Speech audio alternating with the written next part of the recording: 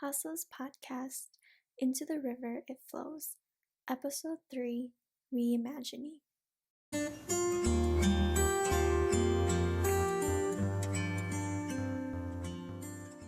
Hi Juliet, could you just give us a little background about yourself, like where you're from, what year you're here at UW-Madison? So my name is Juliet. I'm originally from Sheboygan, Wisconsin, which I think I know quite like a few hostel members are also from there. This year I'm a sophomore, and I guess like school-wise, I'm studying social work and education policy studies with a certificate in Asian American Studies. I'm glad that you shared with us your majors. I'm sure you're gonna do a lot of great things out there in the future. Thanks. We're gonna dive into your family, and if you are comfortable, if you could describe how your household is like. About my family and my household, I think that we're definitely on the mix or on the crossroads of being like really traditional and then being more of like a modern family, I guess. Like my dad, he's like the son in his family, so he, feels a really big sense of duty to his family. And we live in the same city as my paternal grandfather, so I guess like we have a responsibility to be with like that part of the family, and they're more traditional. So like in the traditions that we hold, like last weekend they made me go home for New Year's because like that's something like my family absolutely has to do. But then at the same time, like I feel like my family is a little more modern, and that although like some of the values we have are traditional, like some of the things we do are kind of unorthodox. Like in my household, my mom actually has a higher level of education with my dad, and like I think for a lot of Hmong families, like that's something that's kind of like you don't really see that happen because like you don't want to have to say that your wife is better than you at something. And so like while my family is quite traditional about like gender roles, sometimes we do things that kind of break that mold, which I find surprising. Yeah, that's really interesting to hear about the dynamic of your family. How would you describe growing up as a young female in the Hmong community for you? So I think as a kid, I didn't really notice it much because, I was like 5 or 6 and I could just play with all my cousins, and my parents and my aunts and uncles, like they wouldn't say anything. But as I started to hit 10 and enter middle school, the expectations for me definitely changed. Like I would start getting yelled at for playing with my cousins who were around the same age because they were boys, so they could still play. But like I was 10 now. So I had to help my other cousins who were girls like watch the kids, or I had to start help with cooking. And so like around that time I was just really confused, and like I think I was like really angry as a kid because in my family, I only have younger brothers, so the expectations for me as the oldest and being the only daughter is a lot different than the expectations for all my younger brothers. And I think like I resented that a lot, especially in middle school, in high school, and like my mom especially just wanted me to be like this very soft and like soft-spoken, delicate Hmong girl who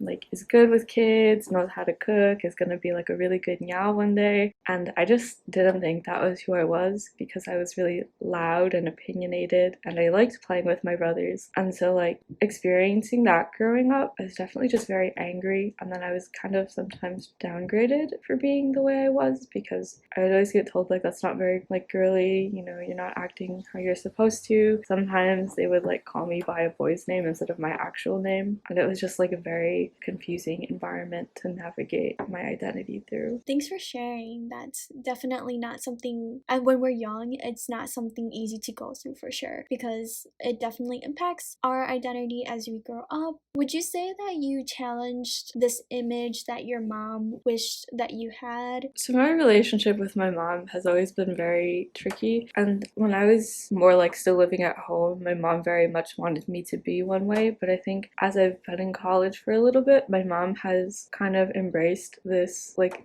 who I am more in terms of like, she wanted me to be the submissive, like one day daughter-in-law, but now she's like telling me she's very proud that I have opinions and that I stick up for myself, and that she wishes that sometimes she could do the same. I know you talked a little bit about this before. You mentioned about how when you hit 10, you could no longer really play with your brothers or your cousins, and you had to be like in the kitchen. How would you say that your experiences of being Hmong differed from them? I know that, being Hmong, like a very big thing is like community and family and like that connectedness. And I think like my experiences were really different than my brother's experiences because I am their oldest sister, and like as like the daughter, it's my job to kind of, take care of them. And I think that in terms of like, I don't know, I think my brothers have just had an easier time connecting to their Hmong identity because like they never had to face anything that kind of would deter them from it. Not saying that like I resent being a girl, but like you did mention, it's really hard to navigate being a woman in a very patriarchal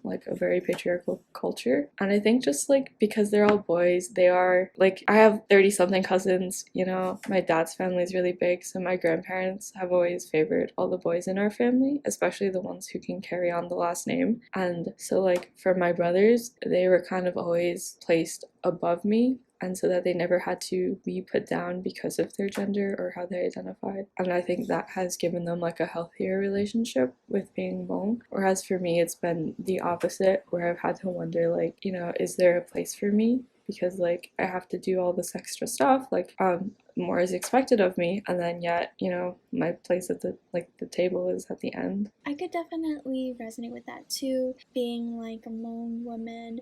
It's a lot more of like not work, but if you think of it like a journey to kind of accepting yourself, we definitely have to go through a lot more twists and turn connectedness, or like feel like we belong in it. To you, what would you say is the most beautiful, or what is something you like most about being a Hmong woman? Yeah, this is like a story I sometimes tell, but I remember when I was a kid, and like because I was really small and I couldn't do much yet, like they'd always put me in charge of like putting the rice into bags anytime we had an event. And there was this one time I was in the garage packing rice with my grandmother, and one of my aunts was just in the garage making the rice, so I just got to like sit in and listen to my grandma and my aunt kind of just talk and laugh the way that, older women in your family do. They kind of gossip a little, they kind of catch up a little. And I think like seeing that really changed my perspective, because like I was very upset for a long time, but then,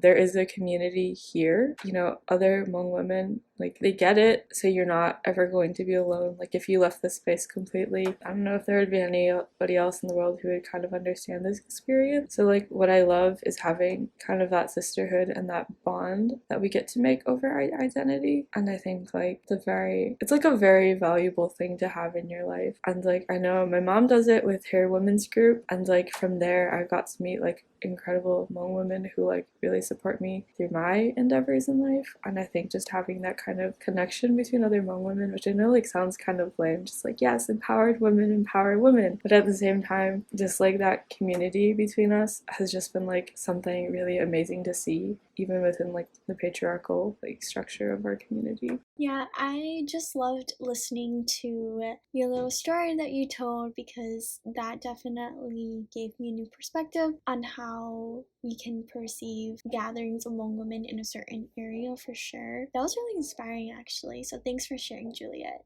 Who would you consider to be like your role model who's like a Hmong woman? Because I know you mentioned that you were able to connect with a few women, and it was like the idea of women empowering women, which I love that saying so much. It's one of my favorite sayings. So who would you say is someone who reflects a role model to you in the Hmong community? Yeah. So my mom has this friend in her women's group who I've really looked up to her since I was like in middle school. She is a teacher from my school district that I went to for K-12 education, and she I think is like one of the only Hmong teachers in the district, and she's like the only one who isn't an ELL teacher, which says a lot because I come from like a really really white place. But then also she's just like a really outspoken person, and I think that it's really nice to see that, because I get that there is still, there's still power in women who are more soft-spoken, but like I am not one of those women. So seeing somebody who kind of spoke in a style that was similar to me, and someone who was just so outgoing, involved with the community, really connected to the Hmong students in the district, working in education as a teacher, which is like a really hard thing to do, especially as a woman of color, especially as a Hmong woman, especially in a white society. Like these are all the things that like I see myself, you know, wanting to be in, wanting to do. Seeing someone already do it in a way that I might want to do it is just something that really resonated with me growing up. I always feel inspired, and I love seeing women who are, they are outspoken because they care for the things that are happening. What are some barriers for yourself being a Hmong woman in the Hmong culture? One of the biggest barriers is not being taken seriously or like not being seen as an equal. I know like in my immediate family, like I know my dad knows that I am, you know, a very, I guess, not strong-willed person, but like a very stubborn, very persistent, passionate person, and like he gets that. But like in the bigger like clan structures with like my other uncles, they don't get that, and so they mistake me being passionate for me just being angry and silly and rushing into things. So like it's very hard to be taken seriously if I am like really feeling something and they're like, oh, she's that like silly little angry girl, like she doesn't know what she's doing, like we have to go tell her what she's doing because she's doing it all wrong, even if like I know what's happening. And I think that's just like a really big barrier that many Hmong women face, is just having any credibility without being seen as like silly or stupid or like less than.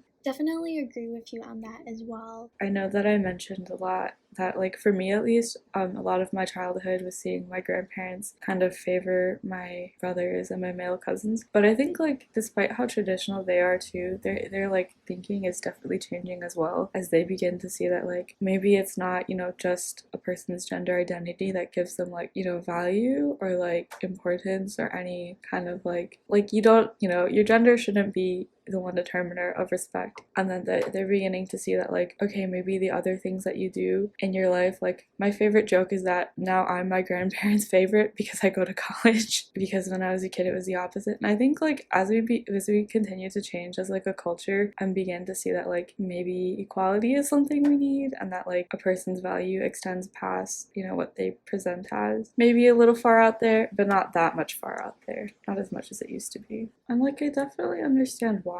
There's always the pressure to preserve culture, but I think like just to see the little changes here and there is really amazing to see. I agree with you. This is gonna go jump a little bit for backwards to how you talked about not being taken seriously when you would talk to like your relatives, and they would just kind of like perceive you as being angry or silly. For you personally, what were some emotions that you felt when you were being called that or when you were being told that? The first emotion always is anger, as in like, you know, I'm a person too, why can't I be taken seriously? Or like, what about me makes it so that I don't deserve to be taken seriously? And then it's usually followed by disappointment. Sometimes I'll be with like maybe my brothers or I'll be with my parents, and instead of them backing me up and like asserting my value as a person, it's sometimes them staying silent because they don't want to disrupt the order of things, or like them just telling me to be silent as to not, you know, cause a scene. So those are like the first two that I feel. And then after that, I guess it's a lot of just like being tired. I feel tired that it still happens, and that like in this day and age when I am this many years old, that like I still get treated the same way I did when I was a kid, except maybe less so, because like, you know, when you're a kid you're like, yes, you can do anything you want, like adults will like tell you can do everything you want, but now it's just like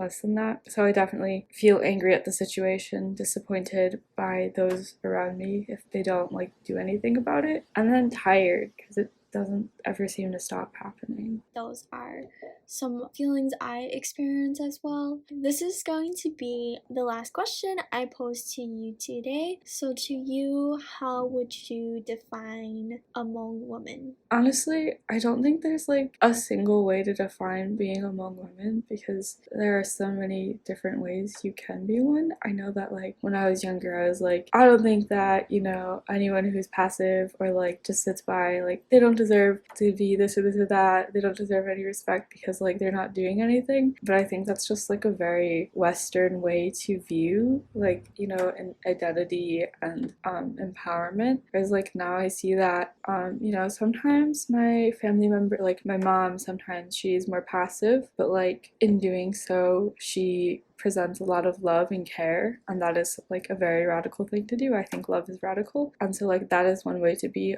you know, an empowered Hmong woman, is to love. Another is to be more like my mom's friend, where you are outspoken, you are working with the community. That's another way you can be one. And there are just like so many ways we can present and contribute that I don't feel like it's fair to define it. That's how I would kind of define it, is that like it's whatever we want it to be for ourselves, because we shouldn't feel the need or necessity to label it or like label any actions to it.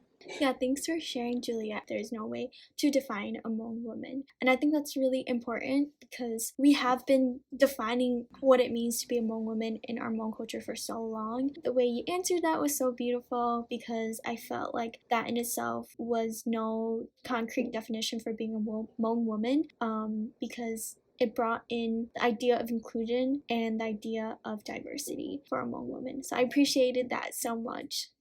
Thank you, Juliet, for sharing with us all here today your journey and your understanding of your Hmong identity as a woman. And for those who are tuning in today, thank you for listening. Stay tuned for the 4th episode of Into the River It Flows.